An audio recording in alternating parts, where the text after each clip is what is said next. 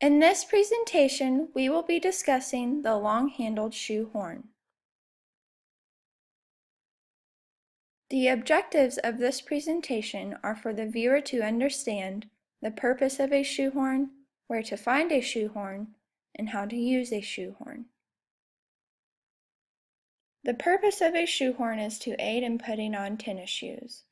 The large majority of patients you will see who need a shoe horn are those with posterior hip precautions.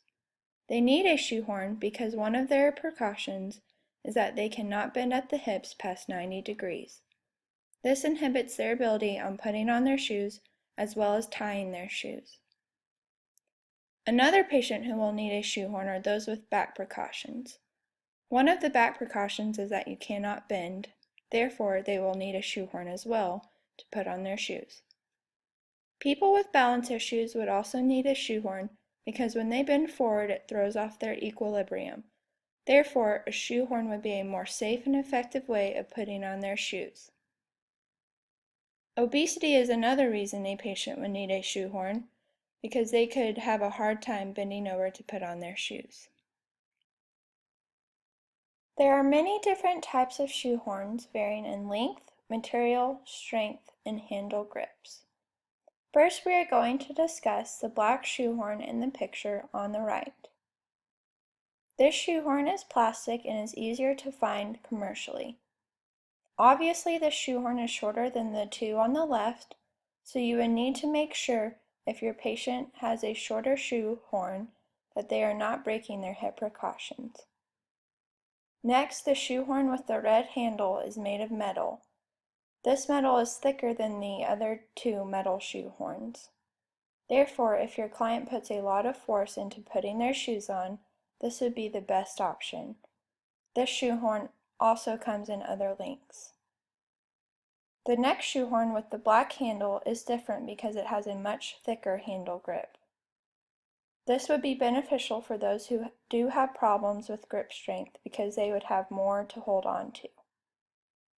Lastly, the only difference in the shoe horn with the blue handle is that it has a lip on the handle so your fingertips can aid in lifting the shoe horn out of the shoe. The horns used the most are the two on the right, but it is important to find the best fit for your client. You can find these shoe horns in a variety of locations, but Walmart and online at Amazon and North Coast had the best prices. Both Amazon and North Coast had a variety of shoe horns dependent on what is best for your client.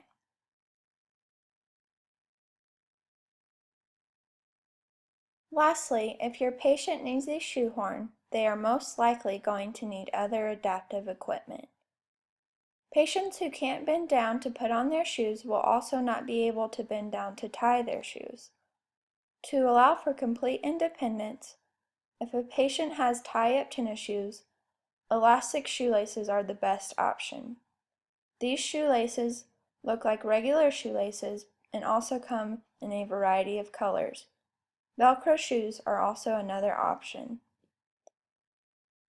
Patients could also need a reacher, a sock aid, and a dressing stick to keep their precautions and to stay safe. As a side note, shoe horns do still work if your client has to wear an AFO. Shoe horns can also be very beneficial for patients who are elderly and have a hard time putting their shoes on in general. Next, we will watch a video on how to use a shoe horn. Fun there, but what do we got here, Bob? These are long-handled shoe horns. And after you had a procedure, like let's say a hip replacement, sometimes even a knee replacement, you have a very difficult time, or you're not even allowed to bend over to put your shoes on. Right. So this is an indispensable device to help you accomplish that task. You bet. So what you're going to need is you're actually going to need a long-handled shoe horn, but you're also going to need probably some elastic shoelaces to put in your shoe. So what's the elastic about? Well, they're stretchy. You see that? So if you don't like, or it's hard to get down to tie your shoe, and this works good for someone who has a problem with finger dexterity, and they're having a hard time tying the shoe. And, you know, if you don't have Velcro shoes and you want to keep those shoes because you like them, that's a good option. Right, so you know, someone ties them for you. They're already pre-tied if you can't tie them yourself.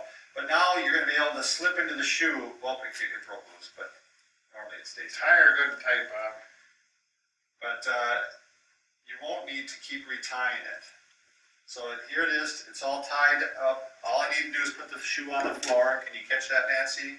I can slip my foot in. I can use the long-handled shoehorn. Get behind my heel. Boom. Right in. There it is. Yep. And yet the shoe feels tight. Yep. It's in place. It Oh, actually feels as tight as this one right now. Sure. This concludes the presentation over the long-handled shoe horn.